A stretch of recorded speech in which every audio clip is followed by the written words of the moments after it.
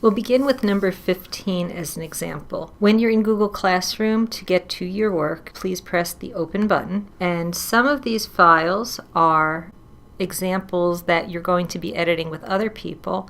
Some are just items to be viewed, and others you'll get your own copy, which you'll see down below here. In every one of the examples, there is an associated Google Doc and Google Sheet. The Google Doc I'm going to click on first is a document that can be edited by anyone. In the document, I've outlined the technology skills that are worked on in various grade levels. If applicable, I've added other content standard skills from areas such as math or social studies or science. Beneath that, I've listed some common misconceptions that students have about the tasks in these spreadsheets, and I name them in a positive way. So, for example, students need to learn that cells are named by a column letter than a row, for example, G11. When you type in text, it's going to align to the left side of a cell, but numbers align to the right. You can highlight across multiple cells by clicking the middle of a cell and dragging across the other cells. We'll see an example of that. Also, students sometimes mistakenly believe if long text is written in a cell and an entry is made to the right of that cell that the words are cut off. We'll see how to make the column wider. And also, when you highlight cells, the cell needs to be moved to the center of the cell, not a black line. If you're not aware of it, there's also a tip that you can double click to make a cell wider. The reason that this is available and open for editing is so that if you have a common misconception that I didn't list, or a tip that I didn't list, or even if you find a content area skill, please add it here so that everybody can benefit. I'm going to close this tab and open the first spreadsheet. All of the examples that I'm going to be showing you can be done with students. Many people have their own way of teaching students spreadsheet skills, so if you have your own way, please use that. In this example, we're trying to show students how to type in labels and numbers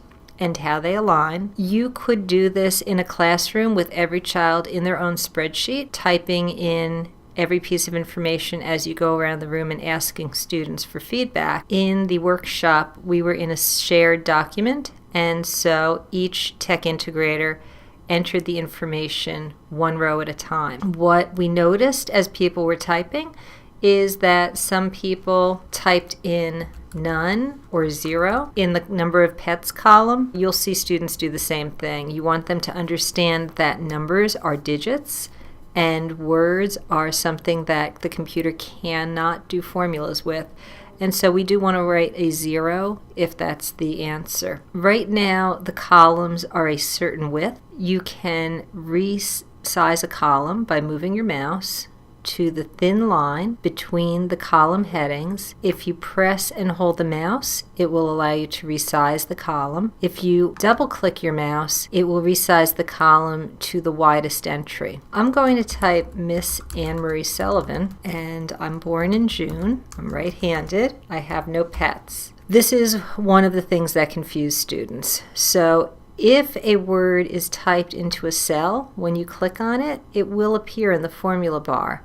In order to see all of the words, you can again drag or double click on the thin gray line between the column heading A and B. Typewriter art is something that many people did when they were working in typewriter class back in the days of Selectric typewriters. We're going to create art out of the letter X using row and column or cell designations. In the 4th grade math, in the 2nd trimester, they're learning about the coordinate plane. So once students are adept at typing in entries into a spreadsheet, a teacher could use a spreadsheet in order to help students understand those coordinate pairs. And in any classroom, once students are capable of adding in the text and the numbers and resizing cells, it is an appropriate time to share this as a possible technology integration opportunity for students and teachers in any class area. The skill that's important here is the ability to highlight multiple columns and resize them quickly. Also, in Google Sheets, by default, you only get 26 columns to add information. So it becomes important to be able to add extra columns. Every individual has their own sheet called typewriter art.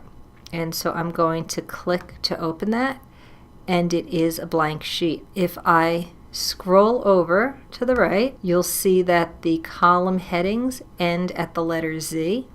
And in the first example, we're going to need to be able to go out to column AF. So you'll want to add at least 7 or 8 extra columns. In order to do that, you want to move your mouse in the middle of a column heading. I'm moving my mouse to the letter R. Press and hold the mouse button and drag to the right. Lift the mouse button up. Right-click on any one of those titles and insert to the right or left. Now you're able to go all the way out to AI to add information. In Typewriter Art and Samples, you'll want to go using the tabs at the bottom to Design for Key. What it does is it tells you where to put X's on your sample spreadsheet. So in this example, we are needing to put an X in cells B3 through G3. So I'm going to come to B3, type an X, and go one to the right. You can use your arrow or mouse, and I'm going to continue that until I get to G3. We need to resize these columns, so we can do them one at a time by double-clicking, or the same way that we added columns, we can click and drag across multiple columns, move our mouse to the thin gray line, and double-click. So pause the video, take a couple of minutes, and try to enter all of the coordinates from rows 1 through 28, columns A through G. Hopefully you've paused and you now see that once you fill in all of those X's, it's going to display high and an exclamation point. So it's a simple skill, but it combines a lot of information in how to move to a proper cell, how to resize a cell, and also it's a self-correcting activity. You really don't need a rubric. You can just walk behind each student. There are 9 patterns altogether, so you would give each student a key and allow them to type the X's in the cells in which they belong.